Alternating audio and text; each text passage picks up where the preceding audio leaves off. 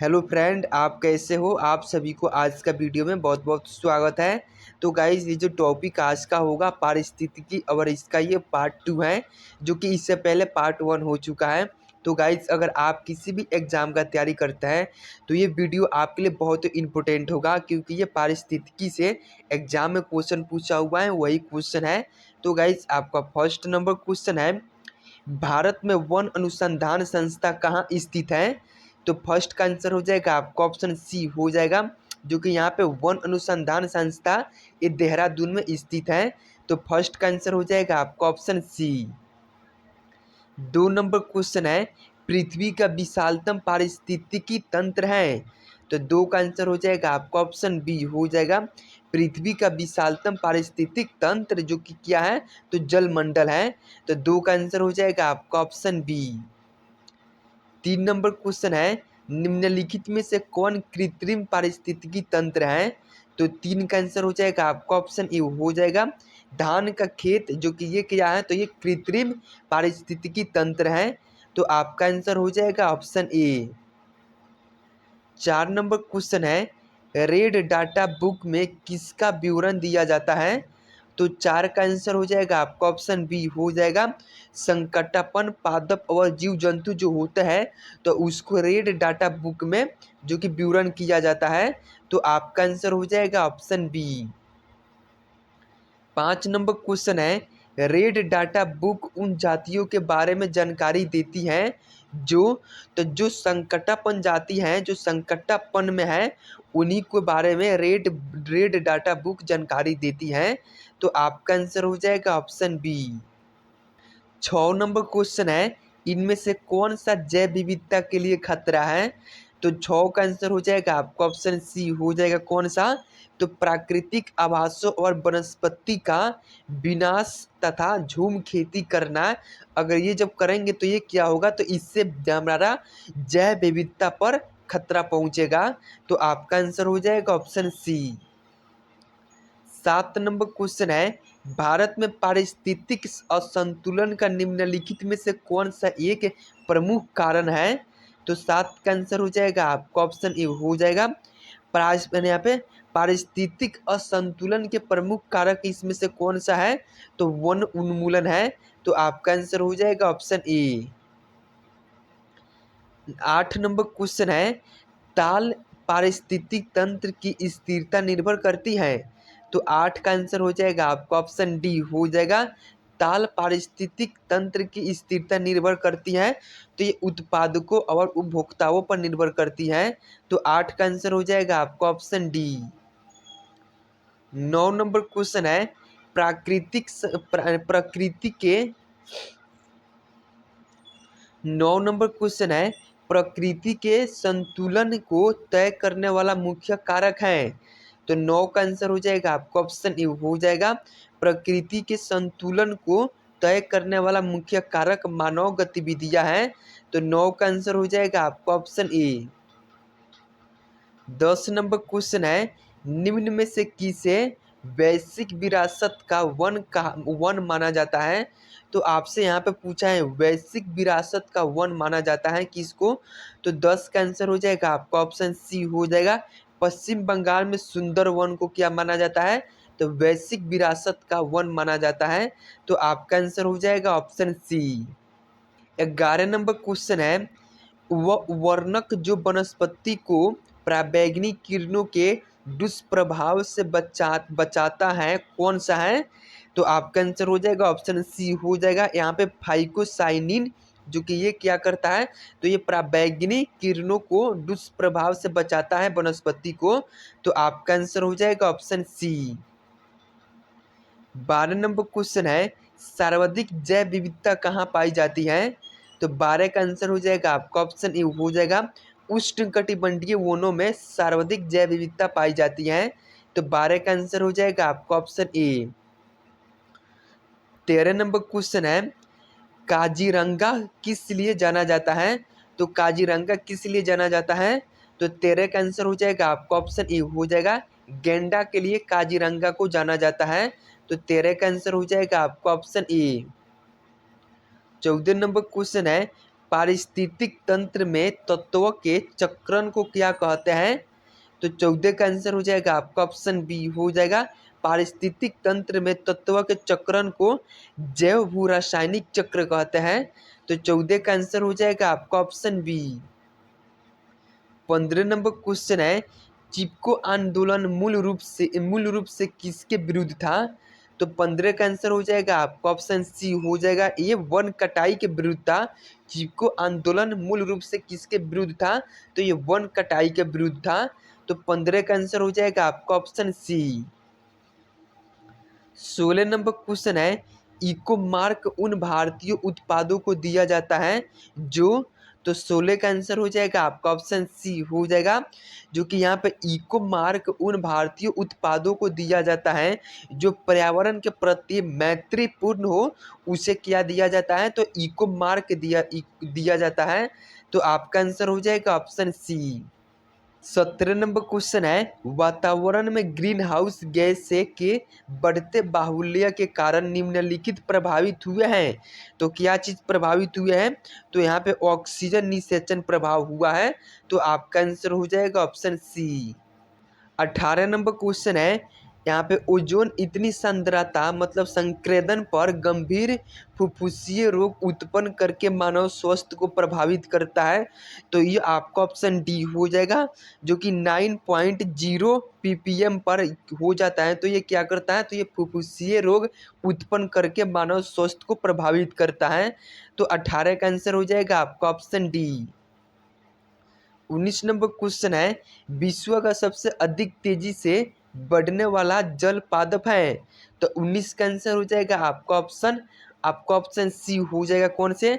तो यहाँ पे जल जल हायासिंथ, जो कि ये क्या है? तो ये विश्व का सबसे अधिक तेजी से बढ़ने वाला जल पादप है। तो आपका आंसर हो जाएगा ऑप्शन सी।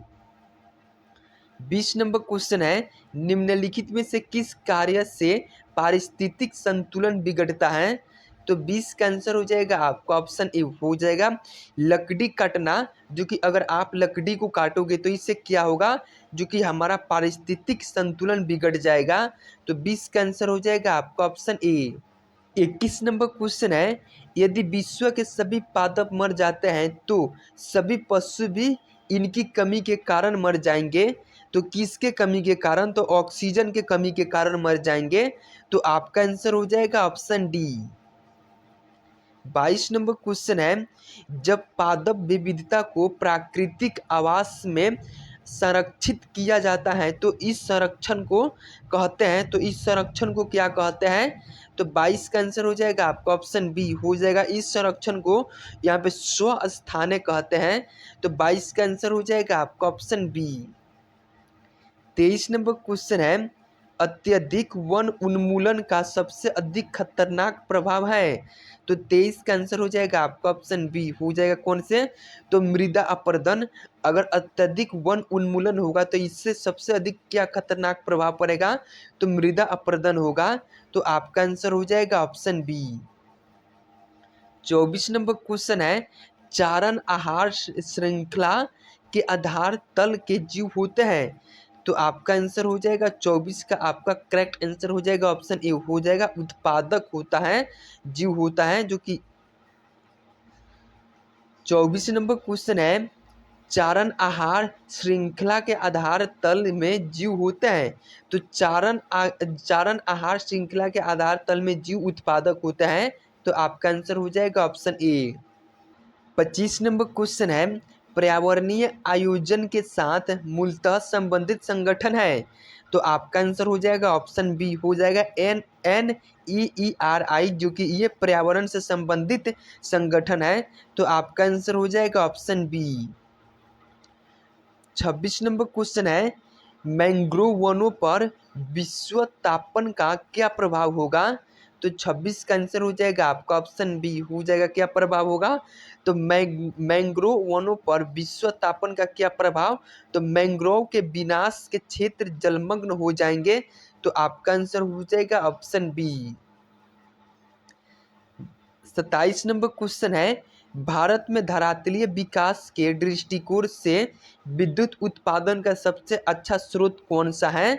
तो आपका आंसर हो जाएगा 27 का आंसर हो जाएगा आपका ऑप्शन सी हो जाएगा कौन सा? तो जल विद्युत जो कि ये विद्युत उत्पादन का सबसे अच्छा स्रोत है, तो आपका आंसर हो जाएगा ऑप्शन सी। 28 नंबर क्वेश्चन है, धारणीय विकास जिनके उपयोग के संदर्भ के अंतरपीढ़ीगत संवेदनशील का विषय है, तो आपका आंसर हो जाएगा ऑप्शन ए हो जाएगा जो कि ये प्राकृतिक संसाधन के अंतरपीढ़ीगत संवेदनशील का विषय है, तो आपका आंसर हो जाएगा ऑप्शन ए। 29 नंबर क्वेश्चन है, दो भिन्न समुदायों के बीच का संक्रांति क्षेत्र कहलाता है, तो 29 का आंसर हो जाएगा आपका ऑप्शन डी हो जाएगा। क्या कहलाता है? तो इकोटोन कहलाता है। दो भिन्न समुदायों के बीच का संक्रांति क्षेत्र क्या कहलाता है? तो इकोटोन कहलाता है। तो 29 का आंसर हो जाएगा आपका ऑप्शन डी। 30 नंबर क्वेश्चन है, एक मनुष्य के जीवन को पूर्ण रूप से धारणीय करने के लिए आवश्यक न्यूनतम भूमि को क्या कहते हैं? तो 30 का आंसर हो जाएगा आपका ऑप्शन बी हो जाएगा। क्या कहते हैं? तो पारिस्थितिकीय यहाँ पे पदछाप कहते हैं, तो आपका आंसर हो जाएगा ऑप्शन बी। 31 नंबर क्वेश्चन है, निम्न में से कौन एक प्रवाल प्रवाल विरंजन का सबसे अधिक प्रभावी कारक है? तो 31 का आंसर हो जाएगा आपका ऑप्शन सी हो जाएगा कौन से? तो सागरीय जल के सामान्य तापमान में वृद्धि जो कि ये क्या है? तो ये प्रवाल विरंजन का सबसे अधिक प्रभावी कारक है, तो आपका आंसर हो जाएगा ऑप्शन सी। 32 नंबर क्वेश्चन है, निम्नलिखित पदार्थों में से कौन से ओजोन रिक्तिकारक हैं? तो आपका आंसर हो जाएगा ऑप्शन डी हो जाएगा। कौन कौन से हैं? तो 1, 2 और 3 है ओजोन रिक्तिकारक है। तो ऑप्शन में ए में है क्लोरोप्लास्ट कार्बन, ऑप्शन 2 में आपका हेलेंस और ऑप्शन 3 में है कार्बन टेट्राक्लोराइड है। तो आपका आंसर हो जाएगा ऑप्शन डी। 33 नंबर क्वेश्चन है, भारत के निम्नलिखित क्षेत्रों में से कौन से जैव विविधता की दृष्टि से उत्तेजनशील माने जाते हैं? नीचे दिए गए कूट में से सही का उत्तर चुनिए। तो 33 का आंसर हो जाएगा आपका ऑप्शन बी हो जाएगा। किसको? तो ऑप्शन बी में 1 और 3 को, जो कि ऑप्शन ए में है पूर्वी हिमालय और ऑप्शन 3 में है पश्चिमी घाट, जो कि इसको क्या माना जाता है? तो इसको जो कि जैव विविधता की दृष्टि से उत्तेजनशील माने जाते हैं, तो आपका आंसर हो जाएगा ऑप्शन बी। 34 नंबर क्वेश्चन है, पारिस्थितिकीय निकाय के रूप में आर्द्र भूमि निम्नलिखित में से किस हेतु उपयोगी है? तो 34 का आंसर हो जाएगा आपका ऑप्शन डी हो जाएगा। किस हेतु? तो उपयुक्त में से सभी, जो कि यहाँ पे शोषक पूर्ण प्राप्ति एवं चक्रण के हेतु ऑप्शन बी में है पौधे द्वारा अवशोषण के माध्यम से भारी धातुओं को अवमुक्त करने हेतु, और ऑप्शन सी में है आपका यहाँ पे तल छट रोक नदियों का गादीकरण काम करने हेतु, तो आपका आंसर हो जाएगा ऑप्शन डी। 35 नंबर क्वेश्चन है, निम्नलिखित में से कौन सा सही सुमेलित नहीं है? तो 35 का आंसर हो जाएगा आपका ऑप्शन सी हो जाएगा। कौन से? तो ऑप्शन सी में है भारतीय वन्य प्रबंधन संस्थान, जो कि ये कोलकाता में नहीं है, तो ये आपका सुमेलित नहीं है। तो ऑप्शन आपका सी करेक्ट आंसर हो जाएगा।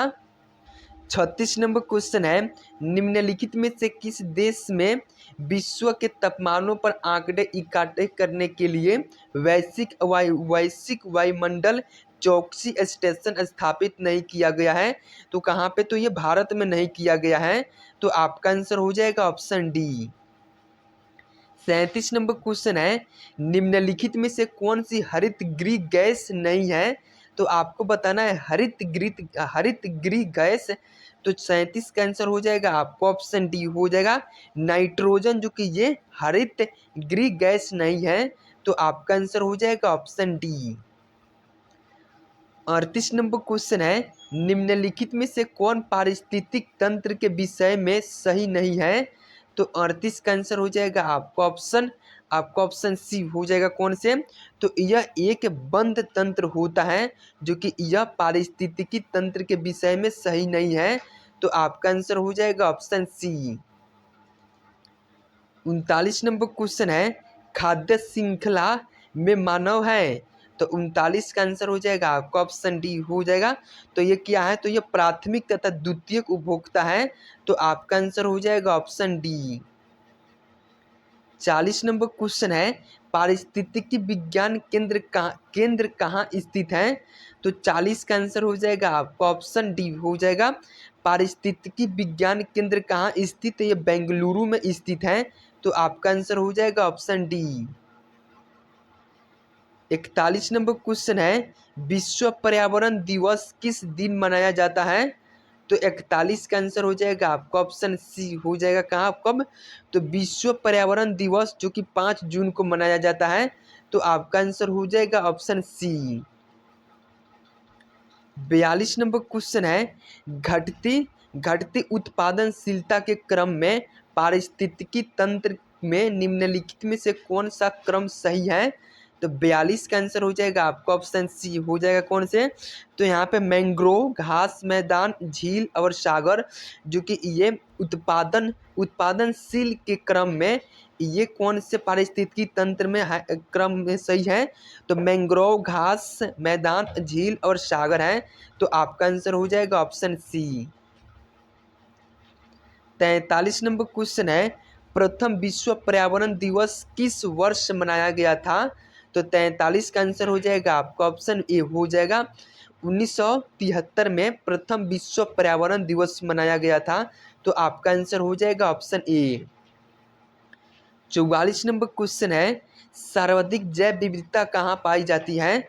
तो दोस्तों इस क्वेश्चन का आंसर आप लोगों को कमेंट बॉक्स में देना है कि सर्वाधिक जैव विविधता कहाँ पाई जाती है। तो गाइस आज के लिए इतना ही, फिर मिलते हैं नेक्स्ट वीडियो में।